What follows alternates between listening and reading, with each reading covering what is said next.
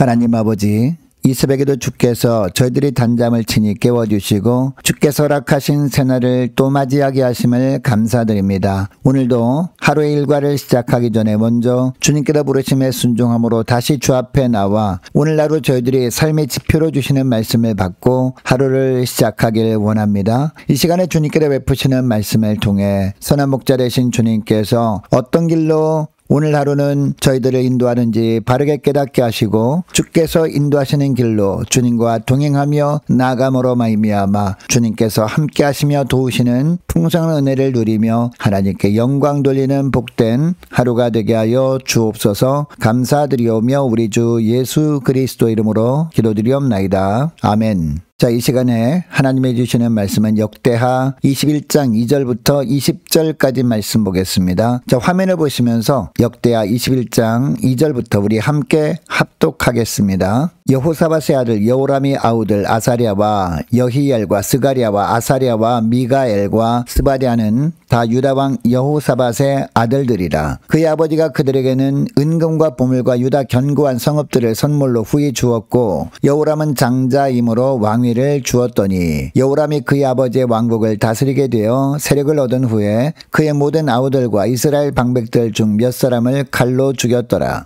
여호람이 왕위에 오를 때에 나이가 32세라 예루살렘에서 8년 동안 다스리니라. 그가 이스라엘 왕들의 길로 행하여 아합의 집과 같이 하였으니 이는 아합의 딸이 그의 아내가 되었습니다. 그가 여호와 보시기에 악을 행하였으나 여호와께서 다윗의 집을 멸하기를 즐겨하지 아니하셨음은 이전에 다윗과 더불어 언약을 세우시고 또 다윗과 그의 자손에게 항상 등불을 주겠다고 말씀하셨음이더라. 여호람 때에 에돔이 배반하여 유다의 지배하에서 벗어나 자기 위에 왕을 세우므로 여호람이 지휘관들과 모든 병거를 거느리고 출정하였더니 밤에 일어나서 자기를 에워싼 에돔 사람과 그 병거의 지휘관들을 쳤더라. 이와 같이 에돔이 배반하여 유다의 지배하에서 벗어났더니 오늘까지 그러하였으며 그때에 림나도 배반하여 여호람의 지배하에서 벗어났으니 이는 그가 그의 조상들의 하나님 여호와를 버렸음이더라. 여호람이 또 유다 여러 산에 산당을 세워 예루살렘 주민으로 음행하게 하고 또 유다를 미혹하게 하였으므로 선지자 엘리야가 여호람에게 글을 보내어 이르되 왕의 조상 다윗의 하나님 여호와께서 이같이 말씀하시기를 내가 내 아비 여호사밧의 길과 유다 왕 아사의 길로 행하지 아니하고 오직 이스라엘 왕들의 길로 행하여 유다와 예루살렘 주민들이 음행하게 하기를 아합의 집이 음행하듯 하며 또 내 아비 집에서 너보다 착한 아우들을 죽였으니 여호와가 내 백성과 내 자녀들과 내 아내들과 내 모든 재물을 큰 재앙으로 치시리라. 또 너는 창자에 중병이 들고 그 병이 날로 중하여 상자가 빠져나오리라 하셨다 하였더라. 여호와께서 블레셋 사람들과 구스에서 가까운 아라비아 사람들의 마음을 격동시키사 여호람을 치게 하셨으므로 그들이 올라와서 유다를 침략하여 왕궁의 모든 재물과 그의 아들들과 아내들을 탈취하였으므로 막내 아들 여호아하스 외에는 하나들도 남지 아니하였더라. 이 모든 일 후에 여호와께서 여호람을 치사 능히 고치지 못할 병이 그 창자에 들게 하셨으므로 여러 날 후 2년 만에 그의 창자가 그 병으로 말미암아 빠져나오매 그가 그 심한 병으로 죽으니 백성이 그들의 조상들에게 분향하던 것 같이 그에게 분향하지 아니하였으며 여호람이 32세에 즉위하고 예루살렘에서 8년 동안 다스리다가 아끼는 자 없이 세상을 떠났으며 무리가 그를 다윗성에 장사하였으나 열왕의 묘실에는 두지 아니하였더라. 아멘.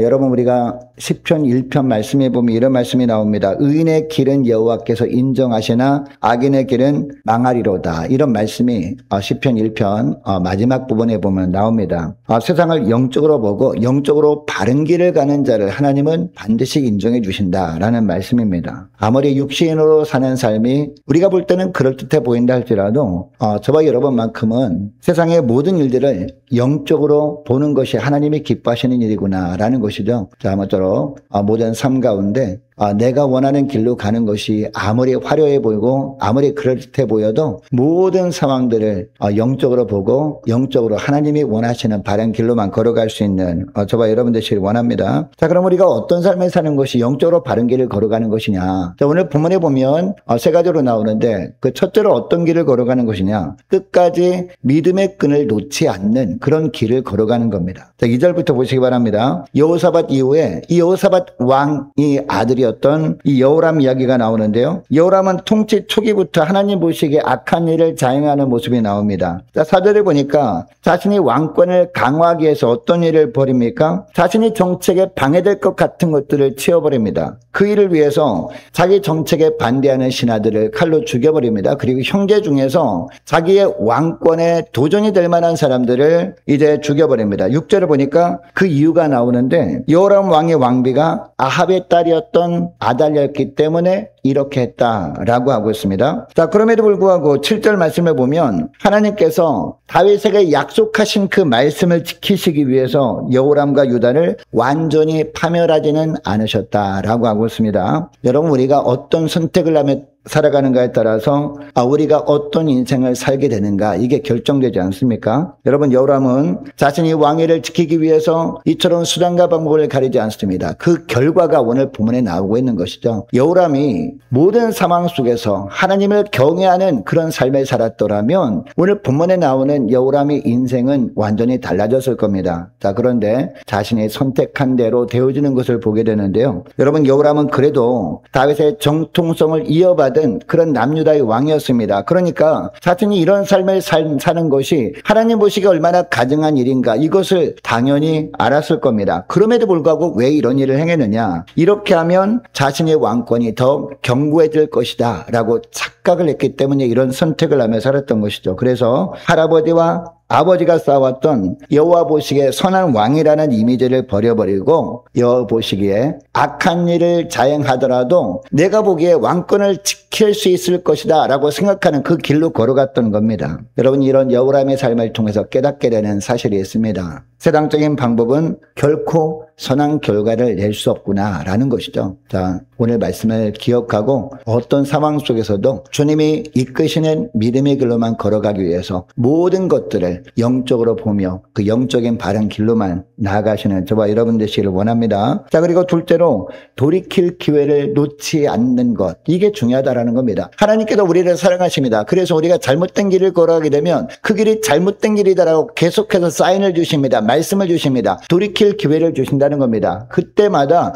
우리가 돌이키면 되는 것이죠. 돌이킬 기회를 놓지 않으면 되는 것인데 이것이 중요하다는 겁니다. 자, 8절부터 보시기 바랍니다. 자, 8절부터 보면 에돔과 림나라는 지역이 나옵니다. 여러분, 이 에돔과 림나라는 지역은 그렇게 강대한 나라가 아니었습니다. 자, 그래서 어떻게 하든지 남유다에게 잘 보여가지고 생존하기 위해서 애를 썼던 그런 나라였습니다. 자, 그런데 이 에돔과 림나가 어떻게 했다라고 하고 있습니까? 유다를 배반하여서 이제는 여호람을 대적했다라고 하고 있습니다. 자, 그 이유가 뭐냐? 하나님께서 외면해 버리시니까 이런 어려움이 여호람에게 찾아왔다라는 겁니다. 아무리 약했던 나라라 할지라도, 이웃 나라라 할지라도 하나님께서 이처럼 남유다를 도와주셨기 때문에 이웃 나라들이 쳐들어오지 않았던 것이지, 이처럼 하나님께서 잠시 외면해 버리면 아무리 약한 나라라 할지라도 이 남유다가 이처럼 침공을 당할 수밖에 없는 그런 환경 가운데 있게 된다라는 것이죠. 10절 말씀 보시기 바랍니다. 그 이유가 나오죠. 이는 이라고 하면서 뭐라고 합니까? 그가 그의 조상들이 하나님 여호와를 버렸기 때문이다 라고 정확하게 이렇게 말씀하고 있습니다.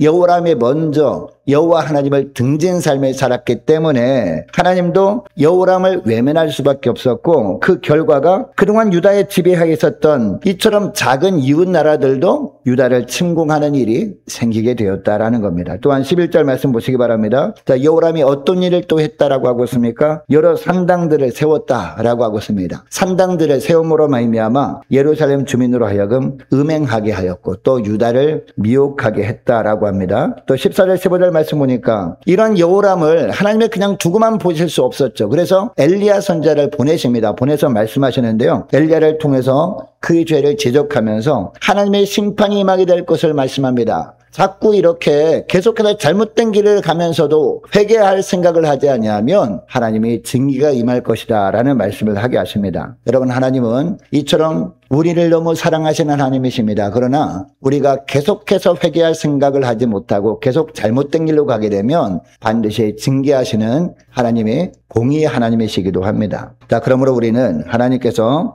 수많은 경로를 통해서 계속해서 우리에게 경고의 나팔을 울려 퍼지게 하실 때, 주님께서 경고의 말씀을 하실 때 빨리 돌이키는 것이 우리에게 좋은 일이다. 이것이 바로 은혜다라는 것을 알게 됩니다. 왜냐? 빨리 주님께 돌이켜서 죄를 회개하지 않으면 우리가 먼저 하나님을 외면한 것 때문에 하나님께서 우리를 외면하실 수밖에 없는 것이죠. 하나님께서 우리를 외면하시게 되면 그동안 하나님께서 주셨던 은혜들이 하나씩 둘씩 떠나가게 되고, 그러면 우리가 감당할 수 없는 그런 어려움을 겪을 수도 있기 때문이다라는 겁니다. 여러분, 지금 이 순간이 우리 자신이 죄악에서 돌이킬 수 있는 기회로 하나님이 주신 것일 수 있음을 꼭 기억할 수 있길 원합니다. 그래서 주님께서 말씀하시는 그 말씀이 선포되어질 때 이때 돌아오는 것이, 그것이 바로 은혜다. 그것이 바로 정말 기회다라는 것을 기억하시고, 주님께서 말씀하실 때마다 그 말씀하신 대로 주께서 돌이켜 주님의 말씀에 순종하며 살아가시는 저와 여러분 되시기를 원합니다. 자, 그리고 셋째로 비참한 결과를 보지 않는 길을 선택하는 겁니다. 자, 16절을 보시기 바랍니다. 자, 에돔과 림나의 배반이라는 징계를 받았음에도 불구하고 여호람이 어떻게 합니까? 끝까지 악한 길에서 돌이키지 않습니다. 이런 여호람에게 하나님께서 선지자 엘리야를 통해 경고하신 대로 되어지게 하십니다. 그것이 뭐냐? 16절 말씀 보시기 바랍니다. 블레셋 사람들과 아라비아 사람들의 마음을 하나님의 격동시켜버린 거예요. 격동시켜버림으로 말미암아 여호람을 치게 하셨다라는 겁니다. 자, 주변에 약한 나라들, 처음엔 약한 나라들이 침공해 왔잖아요. 그들은 얼마든지 전쟁을 통해서 이길 수 있는 상대였습니다. 그런데 그럼에도 불구하고 회개하지 않으니까 더 센 나라, 더 강한 나라의 공격을 받게 하셨다라는 것이죠. 하나님은 엘리야를 통해서 경고하신 말씀대로 되어지게 하신 겁니다. 자, 블레셋 사람들과 아라비아 사람들이 쳐들어와서 어떻게 합니까? 왕궁의 모든 재물과 여호아스 외에는 한 아들도 남겨두지 않고 싹 다 죽여버리게 만듭니다. 이런 일만 겪은 것이 아니었죠. 이래도 회개하지 않으니까 하나님은 어떻게 하십니까? 그 후에 직접 여호람의 육신을 치십니다. 그것이 바로 중병에 걸린 거죠. 하나님께서 여호람의 창자에 불치병이 들게 한 겁니다. 여러분, 이때라도 회개했으면 얼마나 좋겠습니까? 근데 이때도 회개하지 않아요. 회개하지 않고 결국 어떻게 합니까? 인간적인 방법으로 해보려고 아무리 애를 써도, 여러분, 하나님께서 치신 것은요, 인간적인 방법으로 결코 회복할 수가 없어요. 끝까지 이처럼 인간적인 방법으로 해보려고 하다 보니까 결국 어떻게 됩니까? 육신 질병이 더 심해집니다. 더 심해지다가 결국 2해 동안 시름시름 앓다가 상자가 몸 밖에 빠져나와서 죽게 되었다라는 겁니다. 자, 그런데 여러분, 더 비참한 것은요, 20절 말씀이에요. 20절 말씀 보시기 바랍니다. 더 우리에게 경각심을 주시는 말씀이 나오는데, 아끼는 자 없이 세상을 떠났다라는 거죠. 자, 그리고 열왕의 묘실에는 두지 아니하였다라는 겁니다. 여러분, 남유다 왕이었습니다. 다윗의 정통성을 이어받은 왕이었습니다. 그렇다면 당연히 열왕의 묘실에 묻혀야 되는데 열왕의 묘실에도 두지 않는 그런 비참한 결말을 맞이하고 말았다라는 겁니다. 그 어느 누구에도 인정받지 못한 수치스러운 인생이 되고 말았다라는 겁니다. 여러분, 하나님께서 인정하지 않은 여호람은요, 백성들에게서조차 진정한 통치자로 인정받지 못하는 모습이 오늘 본문에 나옵니다. 여러분, 여호람이 이처럼 비참한 최후를 맞이했던 것은 누구 때문입니까? 여호람 자신이 선택한 삶의 결과 아니었습니까? 내가 보기에 좋은 길로 선택한 거예요. 내가 보기에 옳은 길로 선택한 겁니다. 그러다 보니까 결국 이 끝이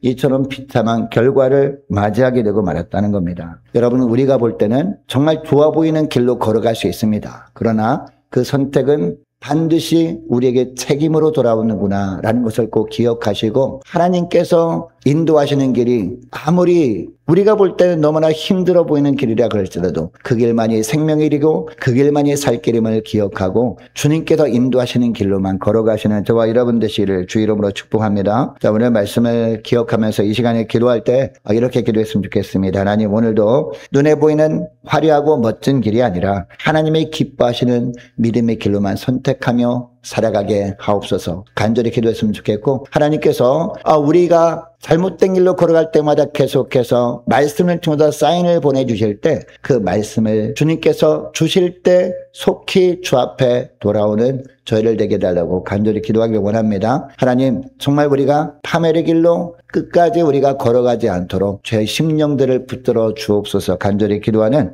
이 새벽 되시기를 원합니다. 계속해서 기도할 것은 오늘 금요일입니다. 오늘 저녁에 있을 금요 심야 기도회를 위해서 함께 기도하기를 원합니다. 모든 구역 식구들과 각 가정의 자녀들을 위해서 저와 여러분을 위해서 기도하기를 원하고 주일날 있을 전교인 성경 암송 대회를 위해서 그리고 11월 2일 오후 찬양 예배 시간에 있을 권사 은퇴 감사 예배를 위해서 함께 기도하기를 원합니다. 올해 세워진 일꾼들을 위해서 교회 재정을 위해서 함께 이 시간에 기도하기를 원하고 유초등부 중고등부 청년부를 위해서 남녀 전도회와 각 구역을 위해서 또한 많은 환우들을 위해서 기도해 주시기 바랍니다. 특별히 오늘 우리 임강기 목사님 신장 담석 제거 시술을 합니다. 위해서 기도해 주시기 바랍니다. 이방기 성도님 아버님을 위해서도 계속 기도해 주시기 바라고 취업을 앞둔 청년들을 위해서 선교사님들 가정들과 나라와 민족을 위해서 우리 교회 앞날을 위해서 저와 여러분이 가지고 나온 기도 제목을 놓고 함께 이 시간에 기도하기를 원합니다. 기도하겠습니다.